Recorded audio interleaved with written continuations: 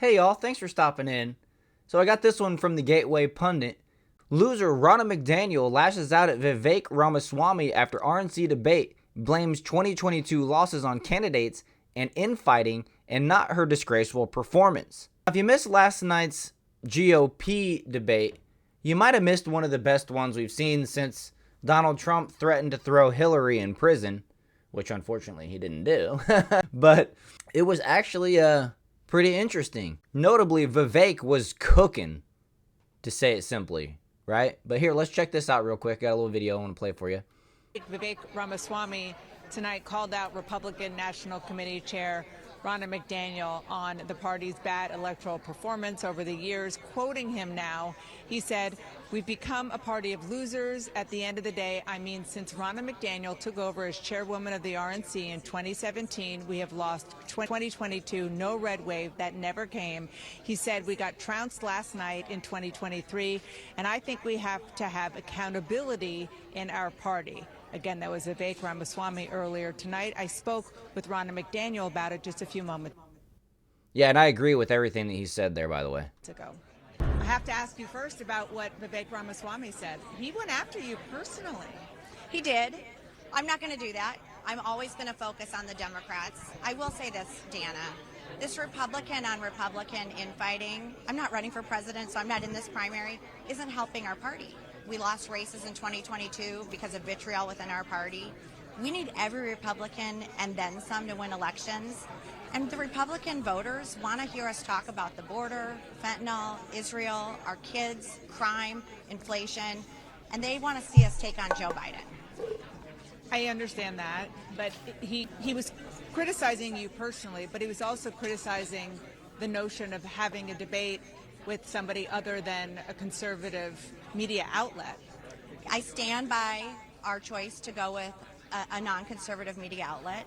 I think NBC did a great job. Hugh Hewitt and Salem Radio, a conservative outlet, was part of that. But I'll also say this, 42% of our country is independent. We're not going to win elections if we sit in an echo chamber of Republican media and don't talk to other voters about. Well, I disagree with that because the Democrats win elections and they don't cross over. Like Vivek said, you don't see the Democrats hiring Brett Baer to moderate their. Well, they don't have any. They're not having debates because, the big guy's going to run again, right? But this is nonsense. She acts like the Republicans can't win without including Democrats. It's just more of this thing that Republicans seeking Democrat approval, like the Democrats are the cool kids or something like that. I'm over that. About these issues. Tonight, people, maybe for the first time, watching NBC, heard that 75,000 people died of fentanyl last year. Maybe they learned things about our party that they hadn't heard and took a look at one of our candidates and said, maybe I'm going to vote for them. That's what we have to do as a party. And if you can't take a tough question, then you probably shouldn't be running for president.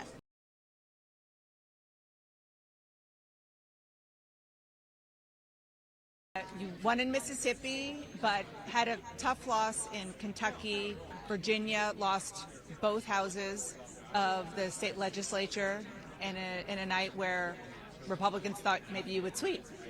And of course, in Ohio, lost the measure that allowed for abortion to happen as part of the Constitution. In other words, she's throwing a bunch of L's in your face, and you're going to come back and act like you know how to win elections when you just lost, right? So we're not as involved in state races. I totally get that. I'll give you a feel what I think. And Dana, you've heard me say this on your show. Many of the candidates in those races were being pummeled with advertising, lying about their stance on abortion, and they did not respond. And if you do not respond, a lie becomes the truth. Our candidates need to be conversant and able to get on TV. That is something that's actually allowed, is they lie about each other. They pay the defamation cases later on. It's just built into their funding, their campaign funds. So, yeah, those commercials that they put out about each other, they're all just trash. And articulate where they stand on abortion and talk about other things. But if a lie is coming against you to the tune of $30 million and you sit silent, that lie becomes the truth. I've been saying this since before 2022. Many of the consultants in our party are saying, don't talk about it, ignore it. If you watch the Virginia ads, it was abortion by the Democrats, crime from the Republicans. Okay, that's enough. Let's talk about Vivek here. The third Republican presidential debate was held on Wednesday night in Miami and was aired on far-left media NBC, and the debate focuses on Israel and foreign policy, as well as who could beat Donald Trump. They also hinted on Social Security, and I agree with Vivek's stance on that one as well. The debate was moderated by Democrat Lester Holt, Democrat Kristen Welker, and Democrat Hugh Hewitt. The spotlight shone bright on businessman Vivek Ramaswamy when Lester Holt asked him to explain why he should be the nominee over Donald Trump. Ramaswamy seized the opportunity to express his discontent with the Republican National Committee, the RNC, and its chairwoman, Ronna McDaniel, the woman whom we just saw on the right in that video. The response was nothing short of explosive. "I think there's something deeper going on in the Republican Party here," he said, "and I'm upset about what happened last night. We've become a party of losers."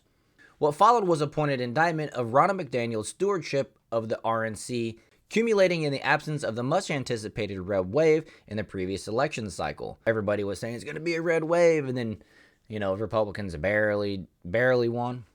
I mean, since Ronna McDaniel took over as the chairwoman of the RNC in 2017, we have lost in 2018, 20, and 2022. No red wave that never came. We got trounced last night in 2023, and I think that we have to have accountability in our party for that matter, he said. Ramaswamy challenged McDaniel to resign and concede her position on stage. It was epic. He literally told her that he will concede the rest of his time if she wanted to come up there and apologize and concede. I thought it was fantastic. After the debate, CNN reporter Dana Bash interviewed Ronna McDaniel. The GOP chair lashed out at Vivek and blamed Republican candidates for their losses. It's almost as if she's being paid to destroy the Republican Party. And then there's some dialogue that we saw in the video. Ronna McDaniel did nothing when Democrats locked Republicans out of the counting rooms in Arizona, Philly, Georgia, and Detroit during the 2020 election. Oh, really? That's interesting. She did nothing when 2 election workers were caught repeatedly shoving stacks of ballot through the voting machines in Atlanta on election night. Interesting. She did nothing when 60% of the machines stopped working in Maricopa County on election day in 2022. That was Carrie Lake's election. She did nothing to question the impossible Joe Biden spikes in ballots late night in 2020. She did nothing to question the van loads of ballots that were delivered at 5 in the morning in Detroit on election night. The ballots that we still have no idea where they came from, by the way. Is Ronna being paid? She can't be this bad. It's really hard to believe, right? And that's becoming a common thing from a lot of these folks, from the left and deep state on the right. It's either they can't really be that bad or that stupid, or they're just plain out complicit with what's going on. They're okay with what's going on, and they're actually rooting for what's going on, which is why she's being accused of being paid, right? Because people who are passionate for a side don't do the things that she's doing. And, with that, I'm just going to go ahead and wrap it up. I didn't want to get too much into, with YouTube, you got to be careful talking about election stuff. Right now, it's okay, but you never know when they're going to change the rules. So I try to keep it vague. I try to keep it to the story that I'm reading. You know what I mean? When it comes to this stuff, I'm still small. I'm still building, and I don't mind following the YouTube rules. I understand the platform that I'm on, and I'm thankful for it. And with that, guys, I hope you enjoyed this video. If you did, please hit that like button and subscribe to the channel. I will see you guys in the next one.